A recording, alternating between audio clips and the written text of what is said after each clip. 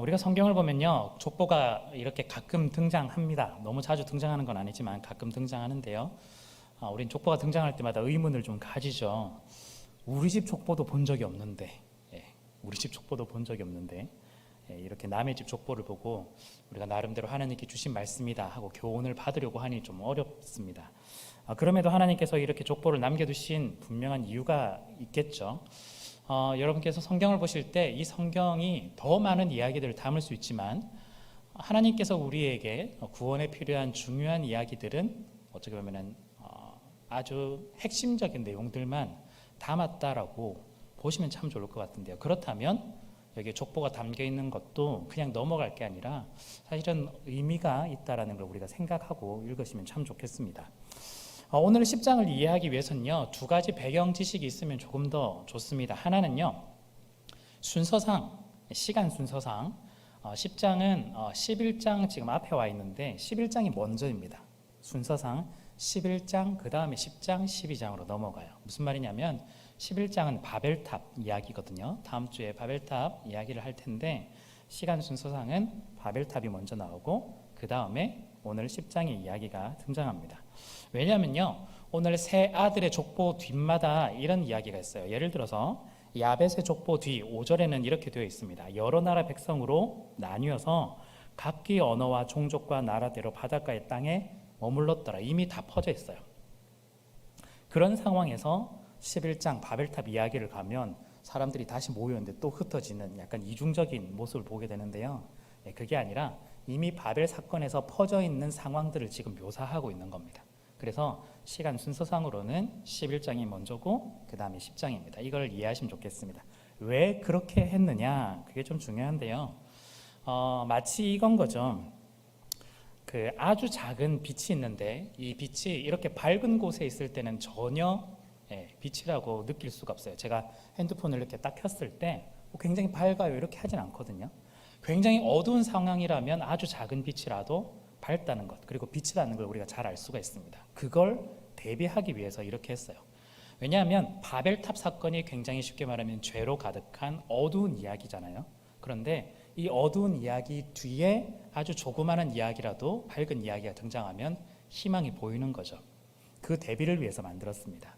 바로 11장 바벨탑 사건에서 어둠이 보이는데 바로 12장, 그럼에도 불구하고 희망이 없어진 상황에서 하나님이 아브라함을 선택해서 부르시는 그 장면이 등장합니다. 그래서 어둠 가운데 다시 한 번 더 빛이 보이게 되는 그 대비를 위해서 이렇게 저자가 모세가 이렇게 만들어 놨습니다.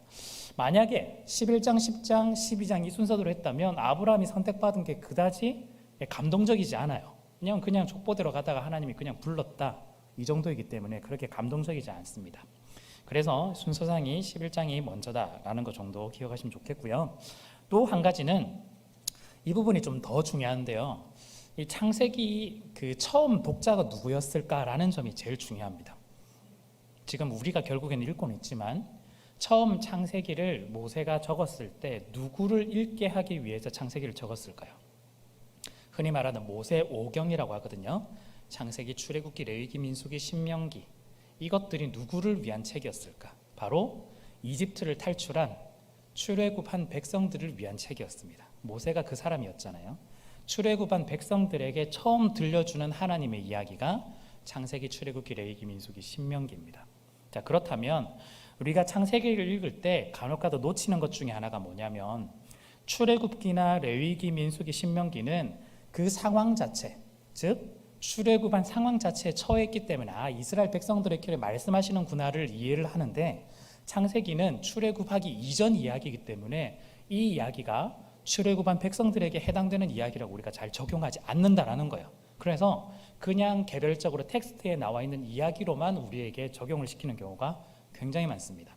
좀 더 쉽게 말씀드리면 창세기는 누구에게 주어졌다? 출애굽한 이스라엘 백성들에게 주어졌다라는 거예요. 그러면 출애굽한 이스라엘 백성들, 지금 당장은 어떻게 되어 있죠? 광야를 돌고 있어요. 40년간. 그리고 40년이 끝나면 어떻게 될까요? 가나안 땅으로 들어가게 돼요. 이 사람들, 이런 상황 속에서 주어진 책이 창세기입니다. 그렇다면 이 사람들이 가나안 땅에 들어가게 될 텐데요. 그러면 우리가 지난주에 함의 아들 중에 한 명이 누구였죠? 가나안이 있었죠. 예. 구스, 미스라임, 붓, 가나안 이렇게 네 아들이 있었는데요. 가나안. 그러면 창세기만 보고 있으면 가나안이 의미가 없지만 이 출애굽한 백성들의 입장에서는 굉장히 중요한 이야기가 갑자기 되는 거예요. 이 가나안이 그 가나안이었어? 이렇게 하면서 받아들이게 되는 거죠. 그리고 오늘 10장에 오니까 야벳, 그 다음에 함, 셈 이렇게 순서대로 나오는데 함의 이야기가 굉장히 많은데 그 이야기가 또 가나안 이야기가 많거든요. 그렇다면 지금 이 백성들이 가나안 땅에 들어갈 때 굉장히 중요한 이야기다라는 걸 우리가 알 수 있다라는 거예요. 그래서 우리가 1차적으로 창세기를 보실 때 이 이야기가 출애굽한 백성들에게 주어지는 이야기구나를 기억하시고 우리에게 적용을 한다면 훨씬 더 많은 것들을 적용해 볼 수가 있습니다. 자, 그렇다면 본문으로 조금 들어가 보고자 하는데요. 오늘은 족보 이야기이기 때문에 제가 흔히 이야기의 흐름식으로 보통은 하지만 오늘은 몇 가지 족보에 나오는 특징을 먼저 잠깐 살펴보고 오늘 우리에게 주는 교훈을 좀 받고자 합니다. 자, 첫 번째는요. 오늘 10장의 족보에는요. 족보의 이름만 등장하지 않습니다. 이름, 그 다음에 지명, 그리고 흔히 말하는 족속. 예. 그러니까 그 이름이 굉장히 많아진 이제 가족 무리가 굉장히 커진 족속. 예, 세 가지가 다 등장합니다. 일반적으로 족보는요. 사람 이름만 등장하거든요. 오늘 10장의 족보는 사람 이름뿐만 아니라 많은 것들이 굉장히 등장하는데 이 이야기는요. 개인의 이야기가 아니라 사실은 민족의 이야기다라는 걸 넌지시 밝혀주고 있어요. 개인의 이야기가 아니라 민족의 이야기다. 그리고 두 번째는 이스라엘과 관계 있는 순서대로 기록이 되어 있습니다. 지금 출애굽한 백성들, 이스라엘 백성들이 가나안 땅에 들어가는데요. 이 이스라엘 백성들하고 관련된 순서대로 기록을 하고 있어요. 그리고 제일 처음 등장하는 건요. 제일 관련이 없고 뒤로 가면 갈수록 우리하고 정말 관련이 있는 그 순서대로 되어 있다는 뜻입니다. 처음에 야벳이 등장해요. 그 아들 중에 야벳은 이스라엘과 관련이 많이 없어요. 왜냐하면 부딪힐 일이 많이 없었기 때문입니다. 야벳의 후손은요 대부분 소아시아, 그러니까 지금의 터키죠. 그리고 유럽 쪽에 해당되는 사람들이었다고 합니다. 지금 그 이스라엘 백성들은 팔레스타인 지역, 가나안 지역에서 활동을 하게 되는데 그렇게 되면 부딪힐 일은 거의 없겠죠. 그렇기 때문에 야벳은 아주 짧게 등장하고요. 그리고 제일 먼저 그냥 잠깐 언급하고 넘어갑니다. 그 다음에 함이 등장해요. 야벳, 함, 셈 순입니다. 함이 등장하는데 함은 지난 시간에서 본 것처럼 한마디로 죄의 길을 걸어갔던, 뱀의 길을 걸어갔던, 가인의 길을 걸어갔던 함이었고 그 후손들마저도 그 길을 걸어갔다는 걸 알 수가 있습니다. 그런데 우리가 족보를 보면 성경에 나와 있는 족보, 예수님의 족보라든지 역대기에 나와 있는 족보라든지 이 족보들을 보면 정말 중요한 하나님이 선택한, 즉 예수님으로부터 시작한다든지 아니면 하나님으로부터 시작해서 예수님까지 이어지는 이 족보의 중요한 사람들만 굉장히 강조해서 적을 것 같은데 이상하게 오늘 10장에는 다른 누구보다 함의 이야기가 제일 많아요. 네. 야벳 요 정도, 함 이 정도, 셈 요 정도. 이 함이 훨씬 더 많습니다. 어떻게? 선택받은 사람들의 이야기가 더 많아야 할 것 같은데 선택받지 못한 이 사람들의 이야기가 훨씬 더 많을까? 바로 이 사람들이 곧 가나안 사람들이 거의 대부분이라서 그래요. 이스라엘 사람들이 지금 부딪히는 사람들, 결국 지금 어디로 들어가죠? 가나안 땅에 들어가는데 그 사람들의 이야기가 훨씬 더 많다라는 겁니다. 이 함은요, 가나안 사람뿐만 아니라 이집트 그리고 이제 아라비아 지역, 이 지역에 해당되는 사람들이라고 볼 수 있고요. 셈은 셈으로부터 시작해서 아브라함까지, 그리고 그 이후로부터 후손이 계속해서 이어져서 예수 그리스도까지 이어지겠죠. 흔히 말하는 예수 그리스도의 계보에 있는 족보입니다. 그래서 제일 마지막에 등장하고 또한 오늘 셈이 끝나는 것이 아니라 11장에 가면 다시 또 연결해서 등장을 해요. 그러면서 12장 아브라함이 나타나게 됩니다. 제가 되게 말 복잡하겠죠. 어쨌든 야벳, 함, 셈이 등장하는데 셈이 여기서 끝나는 것이 아니라 11장에 또 등장하면서 아브라함 이야기로 넘어가게 됩니다. 자, 그래서 이 오늘 족보는요, 중요한, 뒤로 가면 갈수록 더 중요한 순서대로 배치가 되어져 있다라는 걸 또 생각하시면 참 좋겠고요. 세 번째, 여기 있는 족보는요, 모든 사람이 기록된 족보가 아니에요. 임의로 선택된 족보입니다. 놀랍죠? 네. 임의로 선택된 족보입니다. 그러니까 모든 사람이 다 기록되어 있지 않아요. 여기에 등장하는 후손들은요, 학자마다 조금씩 차이가 있지만 거의 대부분 이제 동의하는 부분은 여기에 등장하는 후손들이 70이에요. 70명 또는 70족속, 70민족. 이 몇 가지 제가 처음에 지명도 있고 족속도 있고 이름도 있다 했잖아요. 합치면 70입니다. 70. 우리 교회를 조금 그래도 좀 다녀본 경험 있으신 분은 숫자에 대해서 교회에서 이야기를 좀 자주 하거든요. 흔히 완전수다, 완전한 수다 이렇게 이야기하는데 흔히 우리가 수학에서 말하는 완전수가 아니고요. 그 유대인들, 그러니까 히브리 민족에서 보고 있는 완전한 숫자들이 있어요. 그 중에 하나가 7이라는 숫자예요. 7, 숫자 7. 그리고 뒤에 딱 떨어지는 0을 붙여서 70, 700 이런 단위로 가는 거. 이게 완전수입니다. 12도 완전수라고 그 사람들은 이야기를 해요. 그래서 예수님의 12제자라고 이렇게 규정해서 다니고 있는 거거든요.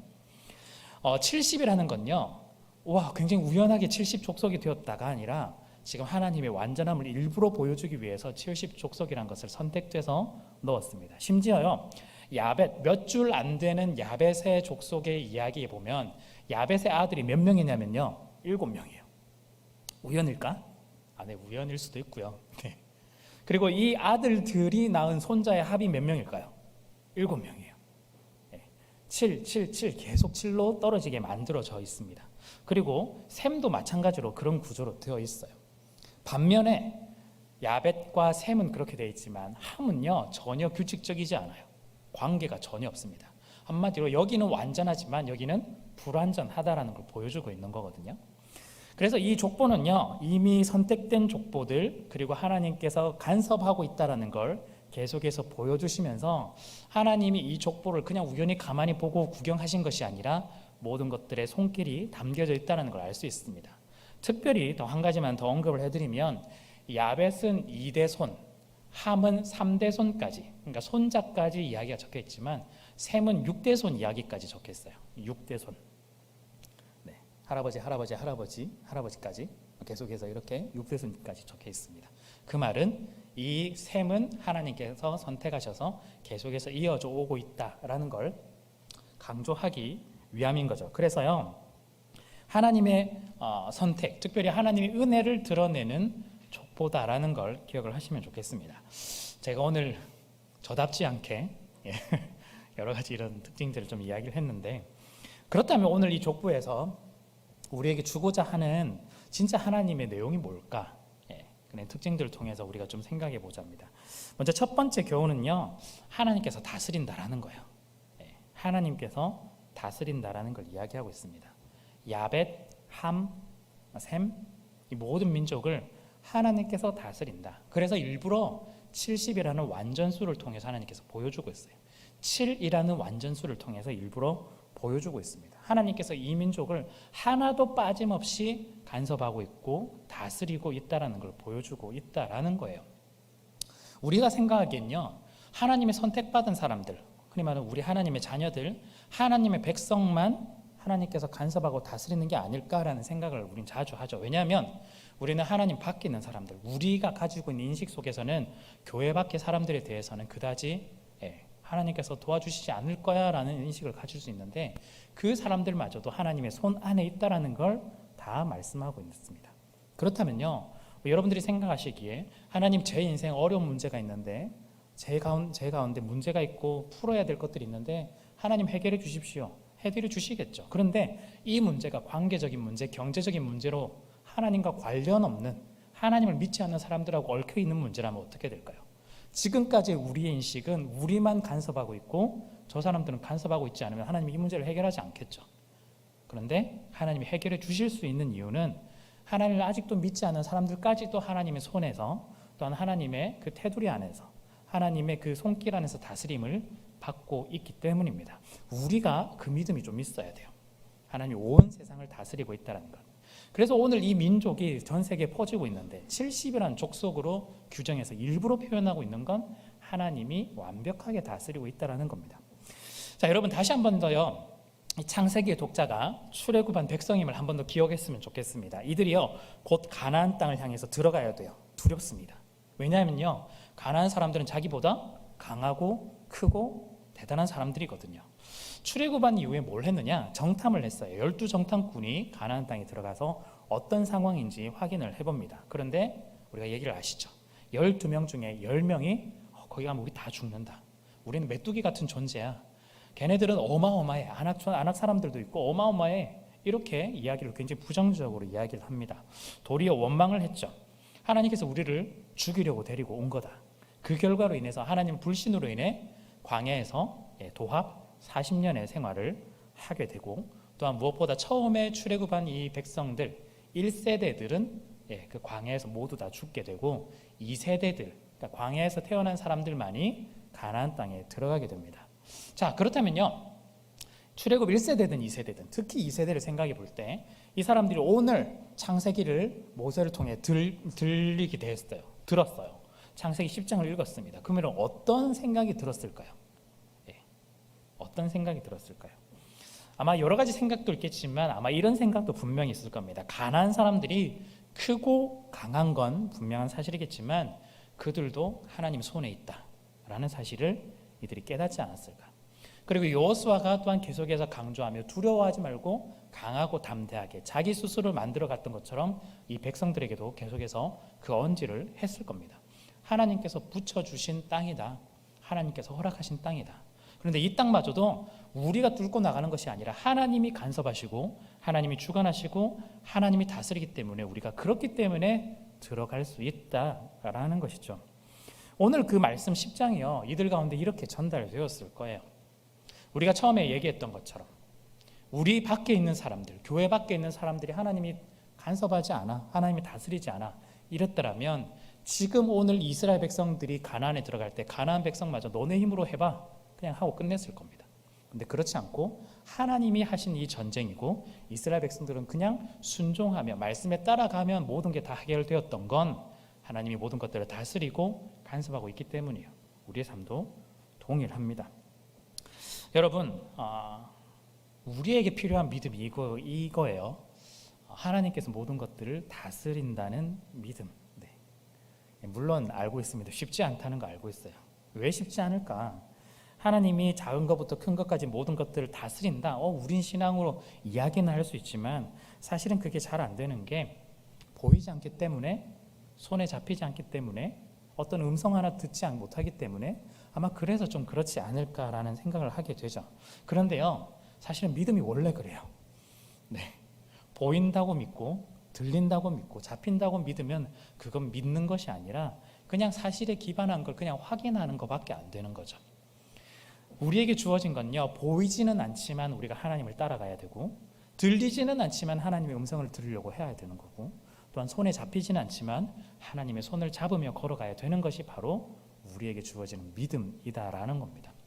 이스라엘 백성들이 가나안 땅에 들어갈 때 가나안 땅을 지금 사실은 오히려 그 사람들이 더 봤잖아요. 봤는데 점령할 수 있어 이게 아니고 점령 불가능한 땅인데도 불구하고 우리는 불가능해. 그렇지만 하나님께서 하실 수 있어라는 그 믿음 가지고 나아갔던 거거든요. 우리는 지금 이 상황 가운데 보이지도 않고 들리지도 않고 잡히지도 않고 또한 우리는 못해, 할 수 없어 라고 이야기하겠지만 하나님께서 우리 가운데 허락하신다면, 우리가 그 믿음을 붙잡고 나아간다면 우리가 이 모든 문제들을 해결해 나갈 수 있는 겁니다. 내가 해결하느냐? 아니죠. 모든 것들을 다스리시는 하나님께서 해결해 주신다라는 겁니다. 여러분, 우리가요 이런 믿음을 분명히 가지고 나아가야 되는데 하나님께서는 참 감사하게도 아무것도 없는 상황 가운데서 그냥 너 무조건 해 이러지 않아요. 그래서 참 너무 감사합니다. 보이지 않아도 들리지 않아도 손에 잡히지 않아도 우리가 사실은 지금 하나님을 더 신뢰하며 믿고 나아갈 수 있는 건요, 하나님께서 우리에게 주시는 분명한 한 가지가 있기 때문입니다. 그게 뭐냐면요, 말씀이다라는 거예요. 이스라엘 백성들이 가나안 땅에 들어갈 때 오늘 창세기 10장을 읽었어요. 만약에 그럼 어떤 생각이 들겠죠? 아까 말씀드린 대로 그래, 이 모든 민족이 하나님께서 다스려, 우리는 하나님 의지하면 할 수 있어. 우리도 마찬가지입니다. 오늘 이 말씀을 우리 가운데 주신다라는 건요, 이 말씀이 마치 2000년 전의 이야기, 훨씬 더 오래된 이야기다 할지라도 이 이야기가 오늘 우리의 삶 가운데 인도하시는 하나님의 음성이기에 또한 말씀이기에 우리가 나아갈 수 있다는 겁니다. 하나님께서 이 말씀 우리 가운데 주셨어요. 우리는 이렇게 생각하죠. 보통 내가 정말 생각한 것이 정말 맞을까? 내가 결정한 게 나의 믿음대로 결정한 건가? 하나님께서 정말 원하시는 뜻대로 내가 결정을 했을까? 이렇게 질문을 할 때 우리는 지금까지 어떻게 했나요? 그냥 머릿속으로만 많이 생각이 왔죠. 저도 마찬가지였거든요. 그런데 우리에게 요구하시는 건 뭐냐면요, 그게 안 맞는지 틀린지 어떻게 해야 되느냐, 이 말씀의 거울에 비춰보라고 이야기를 해주십니다. 내가 생각하는 것이 여기에 맞는지, 내가 계획하고 있는 것이 하나님의 뜻에 맞는지 한번 말씀에 한번 비춰보라는 거죠. 내가 욕심으로 한 건 아닐까? 내가 정말 믿음으로 했을까? 이렇게 의문을 가지고 질문을 던지는 그 상황 가운데서 하나님의 음성을 듣고 하나님의 말씀을 듣고 붙잡고 나아갈 필요가 있는 겁니다. 자, 그런데요, 우리에게 문제가 한 가지가 있습니다. 문제가 한 가지 있는데, 우리가 말씀을 따라 살고 말씀을 비춰본다고 하는데, 근데 문제는 우리가 그게 잘 맞는지 모른다는 거예요. 왜냐하면 확인하는 그 말씀이 너무 희미하거든요. 희미한 게 어떤 뜻이냐면요, 말씀 자체가 희미하다는 게 아니라 우리가 너무 말씀을 보지 않아서 아는 게 없어서 너무 희미하다는 뜻입니다. 네.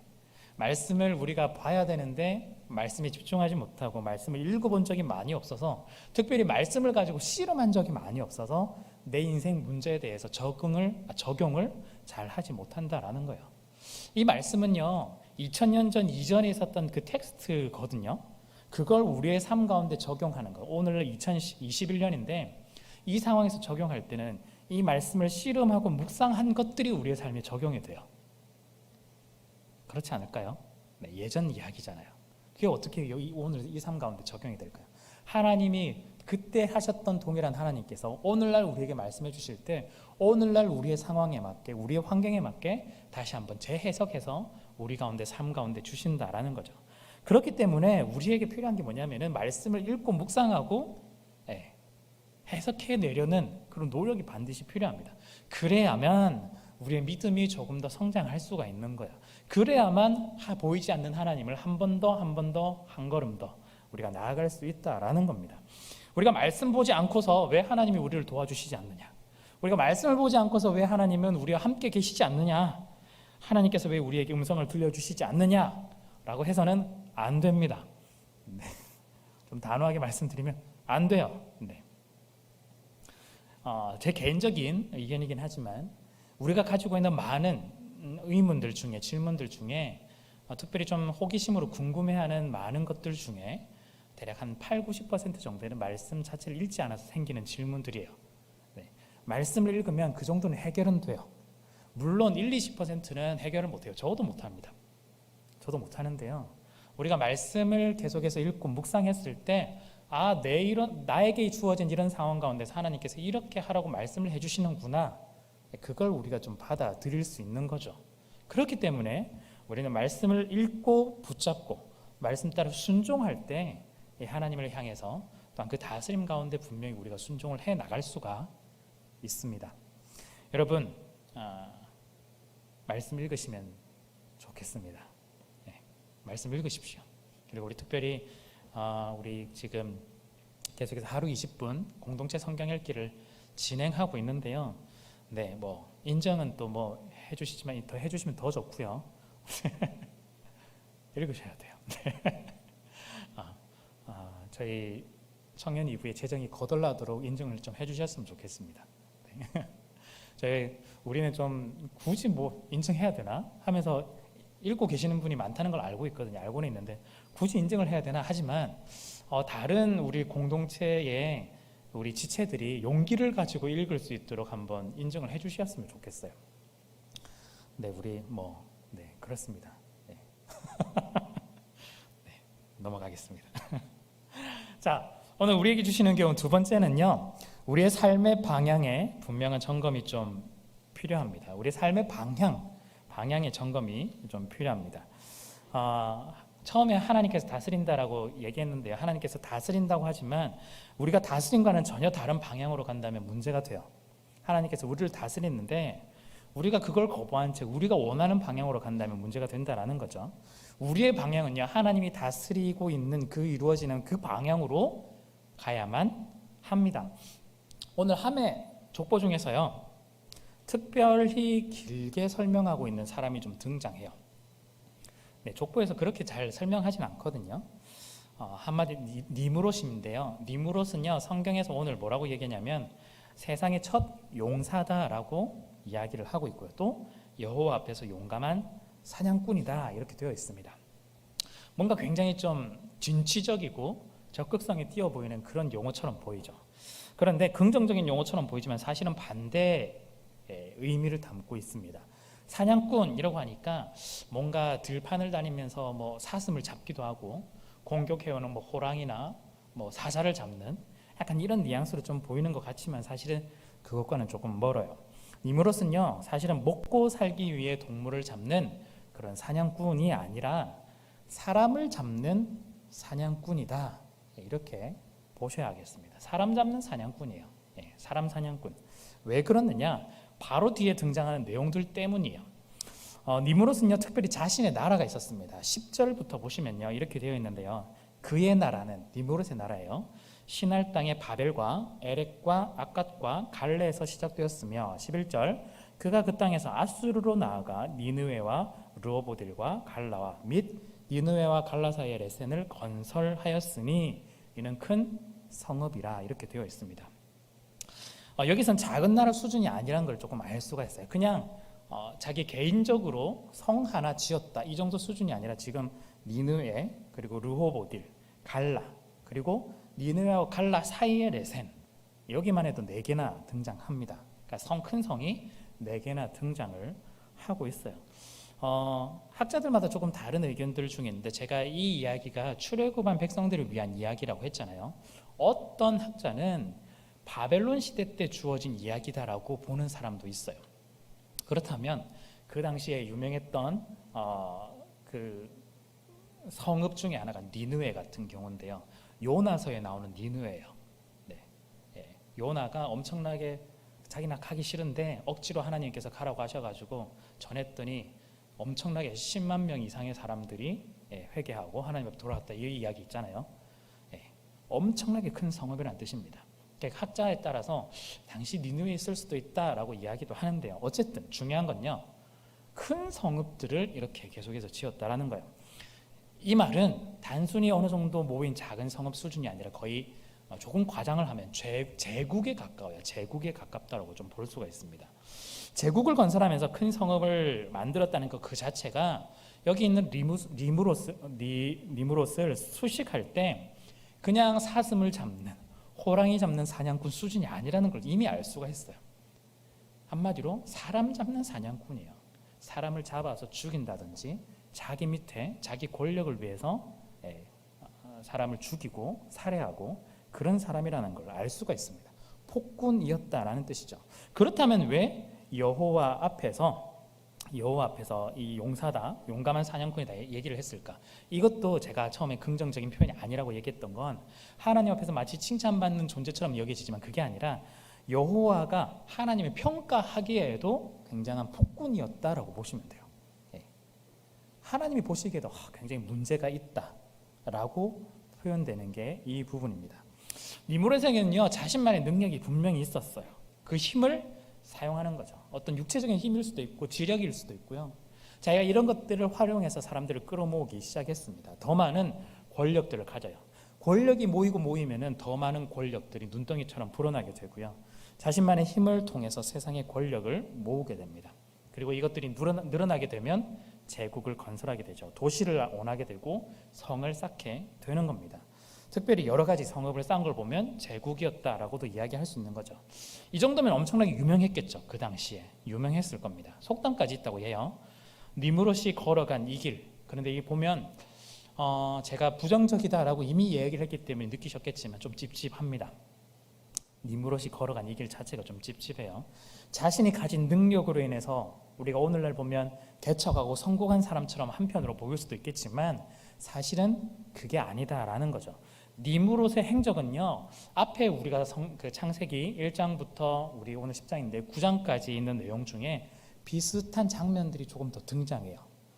대표적으로 홍수가 일어나기 직전 6장 초반부에 있는 그 사람들과 좀 행동이 많이 비슷합니다. 니무롯을 두고 오늘 용사다라고 지칭하고 있는데 창세기 6장에는 네피림이라고 등장을 하는데요. 네피림을 두고도 거기서 뭐라고 얘기하면 용사라고 이야기해요. 거의 같은 느낌이죠. 그리고 니무롯이 유명한 것처럼 네피림도 뭐라고 되어 있냐면 고대의 명성이 있는 자들이었다라고 이야기를 해요.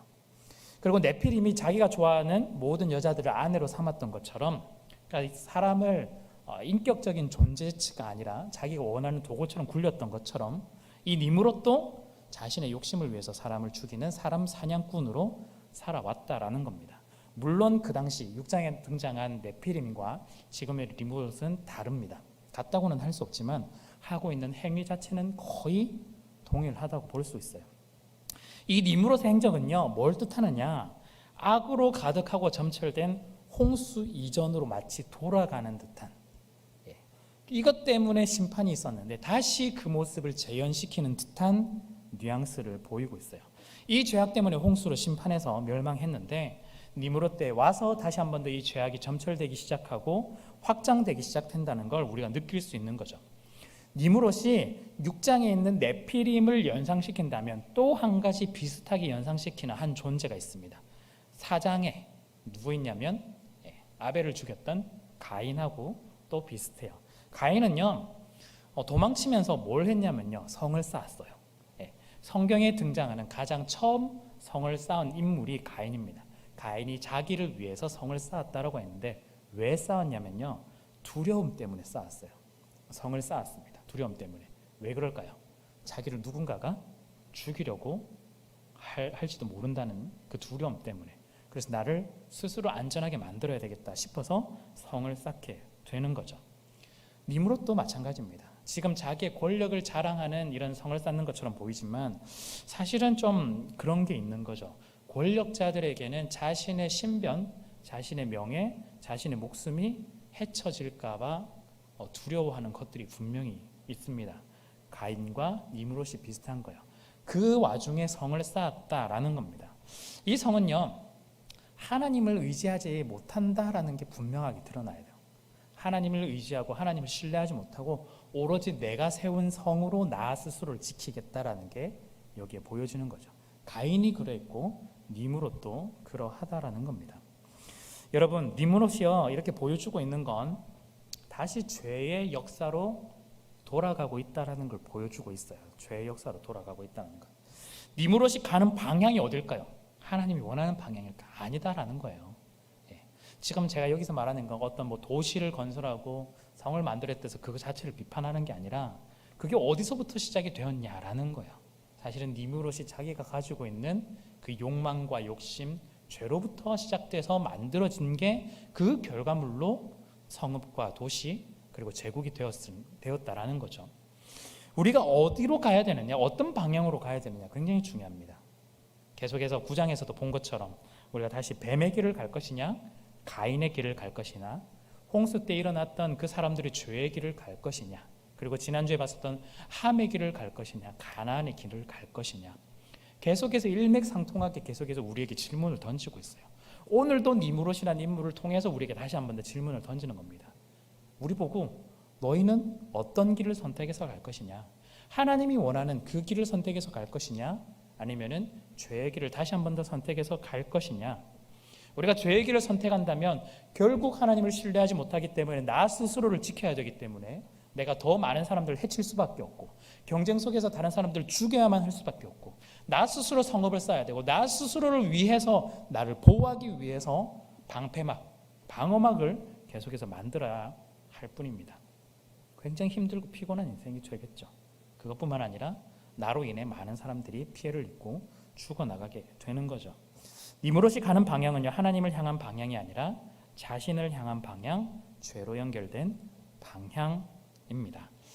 여러분은 어떤 방향을 향해서 여러분들이 가고 계신가요? 물론 우리는 예수 그리스도를 믿고 고백하고 이 자리에 예배를 드리러 나와 있지만 그럼에도 불구하고 우리는 질문을 좀 던져야 돼요. 나는 어떤 방향으로 계속해서 가고 있느냐? 몸은 여기 앉아 있지만 여전히 마음은 계속해서 죄의 방향으로 가고 있는지, 뱀의 길, 함의 길, 가나안의 길을 가려고 하고 있는지, 우리가 다시 한 번 더 하나님의 그 말씀을 붙잡고 나아가려고 하고 있는지 우리가 선택을 잘 해야 됩니다. 그렇기 때문에 우리 믿는 이 신앙은요, 여러분이 기분 나쁘실지도 모르겠지만 중간지대가 없어요. 이것 아니면 저것, 약간 흑백 논리예요. 하나님 아니면 그냥 세상이에요. 하나님과 세상을 둘 다 섬길 수 없다라고 계속해서 이야기하거든요. 예. 두 주인을 섬길 수 없다라고 이야기를 해요. 우리가 하나를 선택해야만 합니다. 우리에게 주어진 어려움이자 또한 우리에게 주어진 또 특권입니다. 예수 믿는 사람들만에 주어진 특권인 거죠. 여러분이요, 아벨의 모습처럼, 에녹의 모습처럼, 그리고 오늘 노아의 모습처럼 하나님을 신뢰하고 하나님의 그 길에 서는 여러분들이 되었으면 좋겠습니다. 하나님과 동행한다는 건요, 하나님의 음성을 듣고 또한 나의 음성 또한 하나님께 고백하는 교제가 이루어지는 걸 의미하죠. 결국 우리는 하나님의 음성을 듣고 그 음성에 담긴 그 내용대로 살아가는 것이 노아나 에녹이나 계속 아벨의 동행이란 걸 우리가 알 수 있게 됩니다. 우리가 정해야 되는 방향, 우리가 걸어가야 되는 방향이 하나님과 동행하는 이 방향인 거죠. 그런 점에서 마지막 세 번째입니다. 세 번째, 우리에게 무엇을 요구하느냐? 다시 한 번 더 구체적으로 오늘날 우리에게 주어진 건 말씀의 자리로 가라고 요구를 하십니다. 말씀의 자리로 가라고 요구를 하는 거야. 말씀을 심고 말씀으로 우리를 세우고 말씀으로 우리를 키워내는 그 말씀의 자리가 반드시 필요하다라는 거예요. 다시 한 번 더 출애굽한 그 백성들의 이야기로 돌아가 보자면요, 10장에서 함의 자손은 뭔가 많이 등장하고 많은 내용들이 적혀 있지만 하나님의 그 말씀과 방향하고는 아무런 관계없는 사람이란 걸 우리는 알게 됩니다. 이 사람들이 알게 되었을 거예요. 말씀이 주어져도 거부를 하고요, 하나님께서 기회를 주어도 거부를 했던 사람들이 이 사람들이었습니다. 함의 족속들이었어요. 뱀으로부터 시작된 이 길은요, 하나님의 말씀을 계속해서 거부한 길이었어요. 왜 아담과 하와가 실패했을까? 하나님의 말씀을 거부했기 때문이거든요. 그 뒤에 가인이 왜 실패를 했을까요? 제가 이거 한참 좀 몇 주 되었지만 가인이 살인을 하지 않고도 다시 한번 돌이킬 수 있는 기회가 있었는데 하나님께서 그래서 가인에게 여러 번 경고를 주시고 여러 번 시간을 주고 기회를 줬는데도 가인은 하나님의 말씀을 거부했기 때문에 결국 살인의 길로 들어설 수밖에 없었습니다. 노아의 홍수도 마찬가지예요. 노아가 방주를 짓는 그 시간만큼은 하나님께서 다시 한 번 더 말씀의 자리로 올 수 있도록 하나님을 선택할 수 있도록 주어지는 그 기회의 시간이었습니다. 그뿐만일까요? 우리 지난주에 본 것처럼 함과 가나안에 대한 저주가 있었습니다. 왜 저주가 당장 이루어지지 않느냐? 왜 형들의 종이 되지 않느냐? 그 이유는 다시 한 번 더 깨닫고 돌아오며 말씀의 자리로 설 수 있게 하기 위함입니다. 이들의 종이 이루어지는, 저주가 이루어지는 게 언제쯤이었죠? 여호수아가 가나안 땅에 들어가는 그 시점, 정말 몇천 년 시간을 걸렸어요. 정말 오랜 시간을 걸려서 들어갈 수 있었습니다.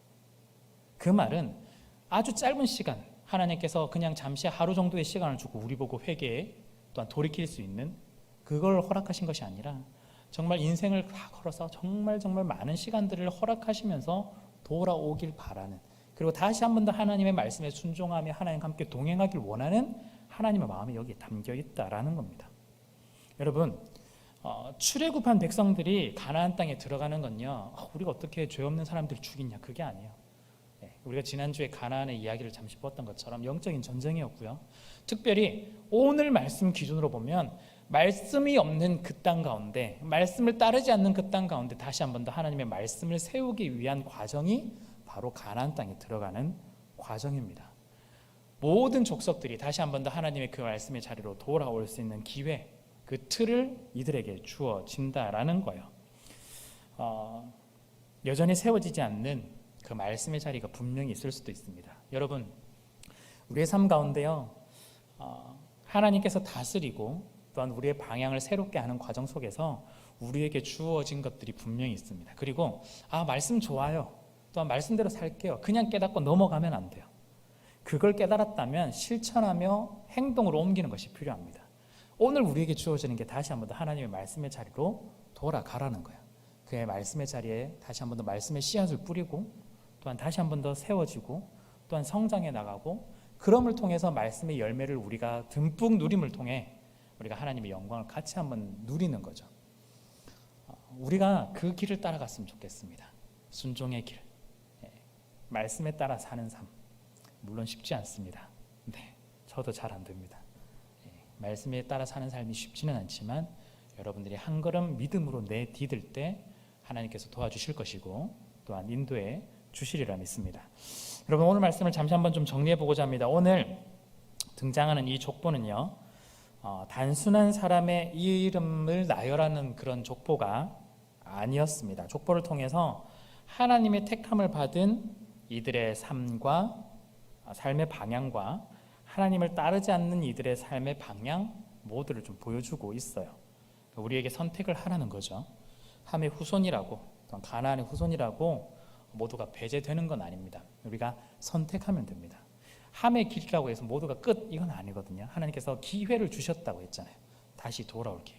우리도 혹 여전히 내가 가나안의 길을 가고 있다면 다시 한 번 더 하나님을 향해 돌이켜서 말씀 자리를 설 수 있는 기회가 있습니다. 은혜가 있습니다.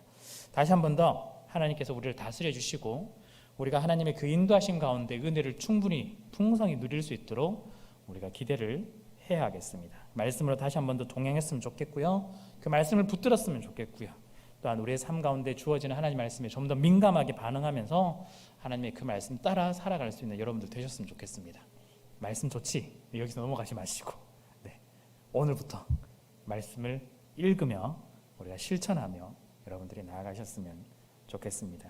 하나님과 동행하며 말씀의 자리로 다시 한 번 더 설 수 있는 저와 여러분들이 되시기를 간절히 바라고 축복합니다. 아멘.